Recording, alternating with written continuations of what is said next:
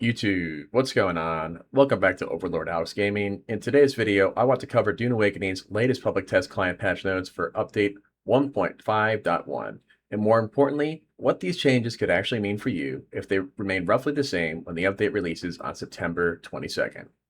This is a pretty massive update. We're getting the new single player mode alongside the console launch, character portability, major performance improvements, a pretty significant combat rebalance, changes to Overland Testing Station difficulty and loot scaling, crafting improvements, and a long list of quality of life changes and bug fixes. Keep in mind that this is an early experimental PCC build, so everything we're talking about today is subject to change before it reaches the live game. With that said, there's a lot here that could fundamentally change how we progress and farm in Dune, so let's jump right into it. Starting with probably the biggest headline of the update, Dune Awakening is officially getting a single player mode. And this isn't just multiplayer with everybody removed. When creating a single player character, you'll be able to select from 3 difficulty presets or manually customize a pretty substantial number of settings. We're talking about things like resource harvesting rates, XP multipliers, item durability, base decay, building limits, what you drop on death, the number of land claims you have, whether sandstorms are enabled, and even whether the sandworm and Colio storm automatically spawn. So you can essentially customize how hardcore or how relaxed you want your version of Arrakis to be. There are no other players, but all the NPCs remain, and importantly, the Deep Desert is still fully available. The major difference is that the Deep Desert doesn't reset. Your buildings won't be wiped every week, and while the Coriolis storm still exists as a dangerous weather event, it no longer completely wipes the map. The Land Shroud is also being adapted specifically for single player. The game simulates other guilds participating in the Land Shroud so that the faction competition continues even though you're playing alone. And the exchange essentially becomes a large NPC vendor rather than a player-driven marketplace. I actually think this is a pretty smart implementation. Instead of stripping major systems out of Dune to make single-player work, Funcom seems to be trying to recreate these systems in a way that still gives solo players access to most of the game's content. The one important thing to understand is that your existing multiplayer character cannot simply become a single-player character. You'll have to create a character specifically for single player since they do not share the same databases. Moving on, let's talk about character portability. The next change is potentially just as important for multiplayer players as we've seen some of this rolled out in previous updates so far. Dune is moving towards what Funcom is calling a character-centric experience. Essentially, your characters will now be accessible directly from the main menu, and you'll have considerably more freedom over where you can actually play them. Official server characters can move between official servers, as we've seen in previous updates. You can also move an official character onto a private or self-hosted server. But once you do that, you cannot bring that character back to official servers. That restriction obviously exists to protect the integrity of the official server economy and progression.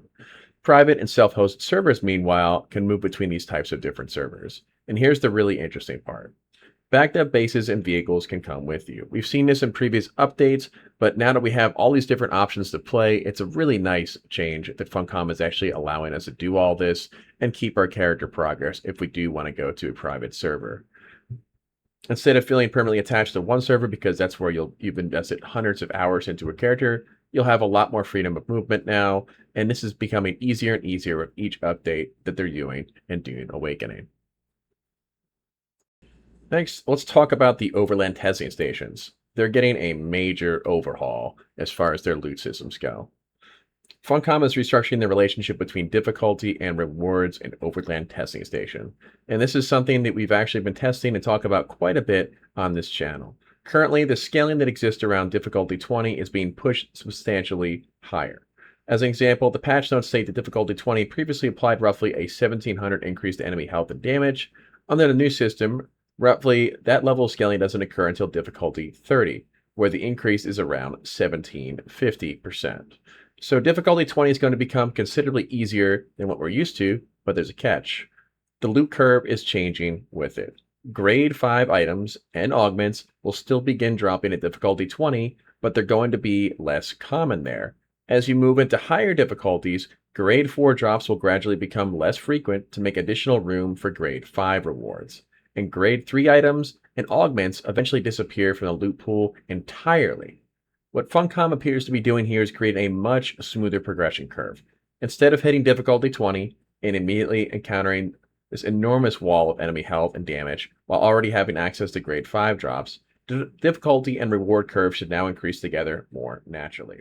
And this, from my time so far clearing enemies in the PTS and some of the level 40 labs, a level 40 now really feels like a level 30, if not a level 20, given that a couple things have changed. And I'll get more into this later with the patch notes, but Melee has received an enormous buff as far as its power attack swings to actually be able to one-shot most enemies when they don't have a shield on. And slow blading has become a lot easier because the health pools of the enemies are smaller now when it comes to the dungeon scaling. So I think if you guys have been struggling with the level 30s or level 40s in the past, you can basically do that a lot easier now, especially if some of the buffs coming for some of these weapons, as well as the difficulty scaling for the health of NPCs. So this is a great change. There's also another change here for group players as well. Bosses receiving less bonus health in 3 and 4 player groups, which should make group farming more attractive, but we'll see because as many of you have already complained before, it really comes down to the lockout rooms and the time it takes to clear all the NPCs. Yeah, as you know, I've been working on a spreadsheet and a couple different tools to track the loot, the probability, and the best way to efficiently farm this kind of stuff. So I think once this patch and the data gets data mined a little bit more, goes live, I will be updating that spreadsheet and all the information for it in the future. But this is an interesting change to look at how they're doing the grade 5 farming and some of the changes to the Overland Testing Stations. I think it's going to change the meta a little bit as far as where we farm, what level we farm, and how fast people are going to progress. I think this should actually make it a lot easier overall to get grade 5 gear, and it's going to create less of a barrier for entry for people to be at the top of the end game, at least as it currently stands. So perhaps in the future, if Funcom can do more to also address the PvP imbalances we have right now, we'll see maybe more people start to use this grade 5 gear and get to that level quicker. But anyways, let's continue on. There's a couple other sections I wanted to touch on for these patch notes I think you guys should hear. But those are my initial thoughts as far as the Overland Testing Station data that's come out so far and the changes. Guys, this is another huge thing that Funcom is now changing, and that's going to be revolving around crafting augmented gear and the rolls on them. Funcom has restructured the probability curve for augmented stat rolls. Previously, the distribution was more exponential. Now it's moving towards more of a bell curve. In practical terms, that means you should receive more good augment rolls considerably more often. So instead of getting, let's say, a grade 5 blade sharpener that has a roll of 54% on the lower end, there's a bigger chance that you're going to probably have at least a 61% or a 60% roll out of 70% for something like that instead. So I think that's a huge change that's well needed. We've got so many crap rolls, and it's especially going to help for people that are trying to get some max stat rolls for doing PvP or running the highest content possible right now for the Overland Testing Stations. So I think this change was well needed, and another one where they finally are starting to listen to the community as far as progression and having less wasted gear and resources. Next up, let's talk about melee combat. This section is particularly interesting because considering we talked about melee combat recently, there are a lot of melee changes here. First, heavy melee attacks will now deal the same damage as shield penetrating attacks.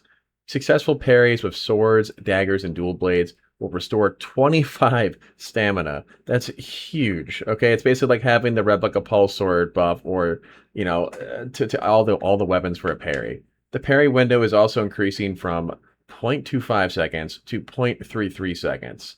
That's a 32% larger parry window. That's huge. I mean, I know personally, since I use a controller, I'm going to be impacted by that for the parry windows. So that's a great change that Funcom's making for that. Funcom is also adjusting melee soft lock behavior. So you'll be able to dash through NPCs. Character rotation while blocking is being improved, and melee soft lock should behave more intentionally rather than grabbing targets simply because you walked near them.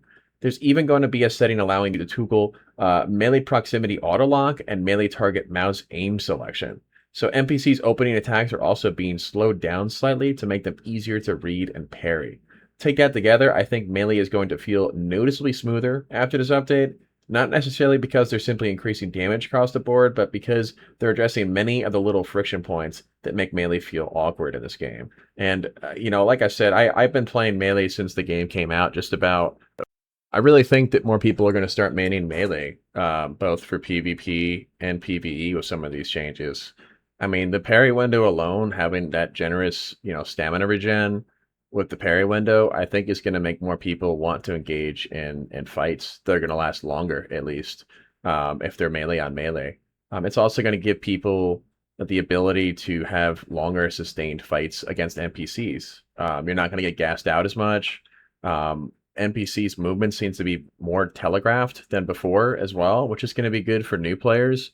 I think they were already pretty generous, so I don't think this change is like a necessary one, but I think it's going to help a lot of people that were struggling in the melee combat system for this game, especially when facing off against like rapier or dagger opponents. So all these changes, like I said, are just going to be helping the new player experience, but also the end game is going to change a little bit. I think it's going to make a big difference for people trying to clear out harder content.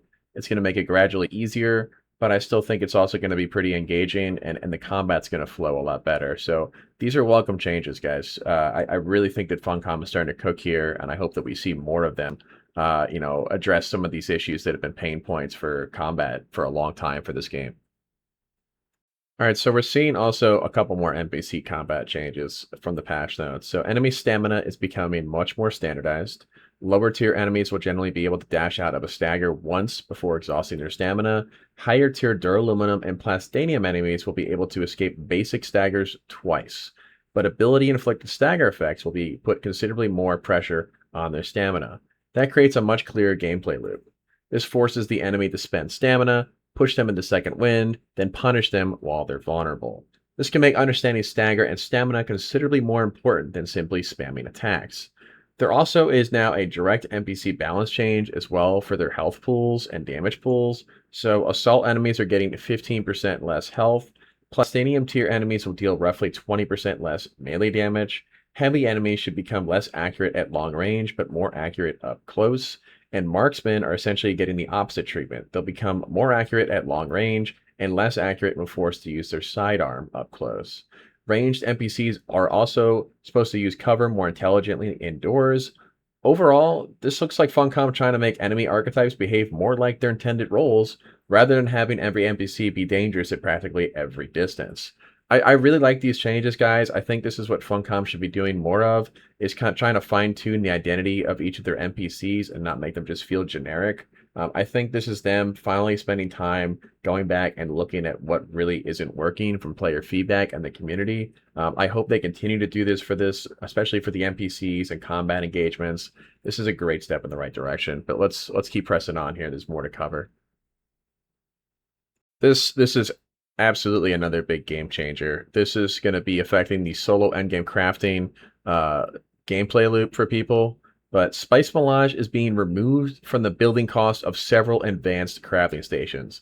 This includes Advanced Garment Fabricator, Advanced Survival Fabricator, Advanced Vehicle, Advanced Weapons, and the Medium Chemical Refinery, as well as the Augmentation Station. Funcom specifically says this is intended to make the endgame more approachable for single player and solo players. This should lower one of the barriers to get any of the advanced production setup online. Taxi costs are also being dramatically reduced to 500 Solari to social hubs.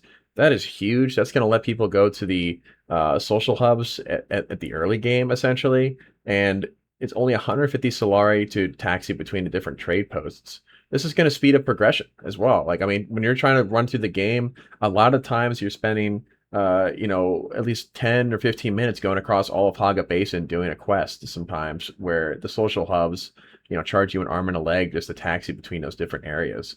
But I'll happily take these changes, guys. I think this is big for new players.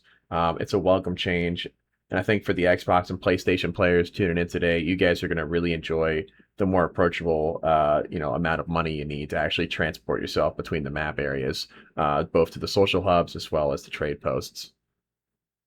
Yeah, so just a friendly reminder also from these changes that I would imagine they're not going to refund us the Spice Melange for these crafting stations. So I would probably break these down before the patch hits on September 22nd to get that refunded.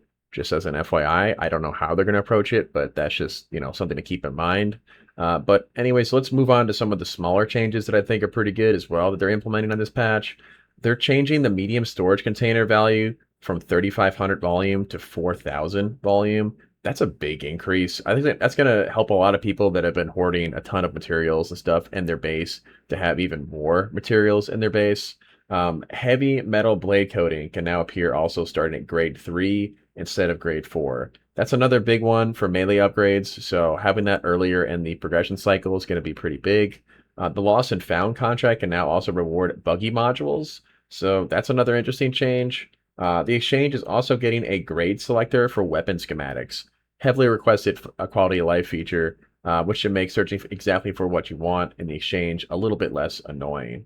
Now, Muad'Dib courses will now remain for 60 seconds instead of 10.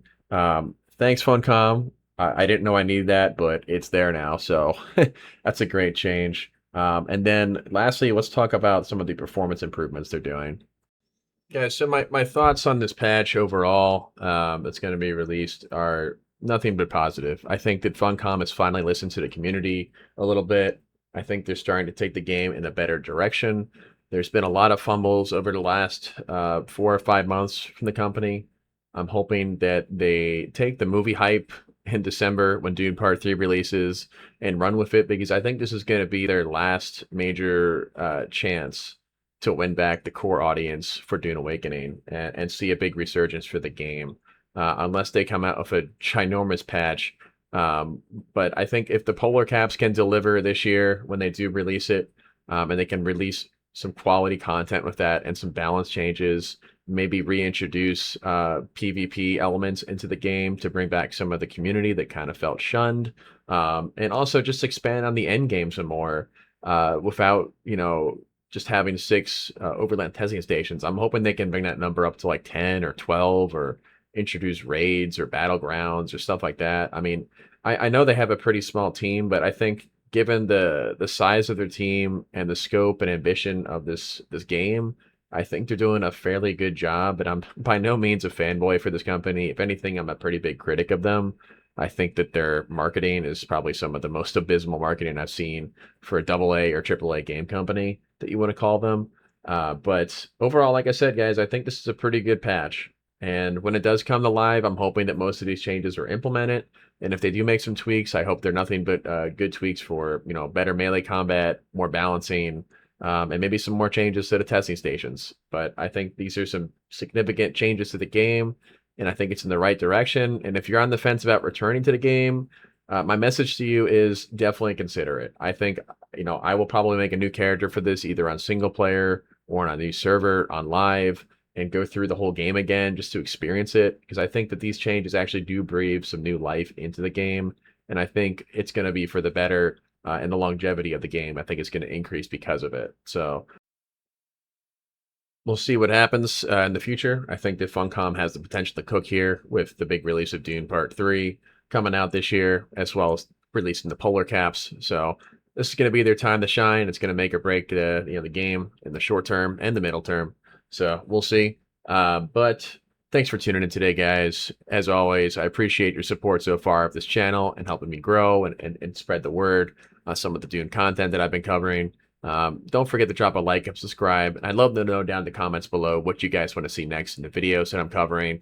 And also, I will be soft launching my Discord very shortly. I know some of you guys have been waiting for that just to have a more communication network. But I hope to see you guys all in the next one. And take care of yourselves and peace.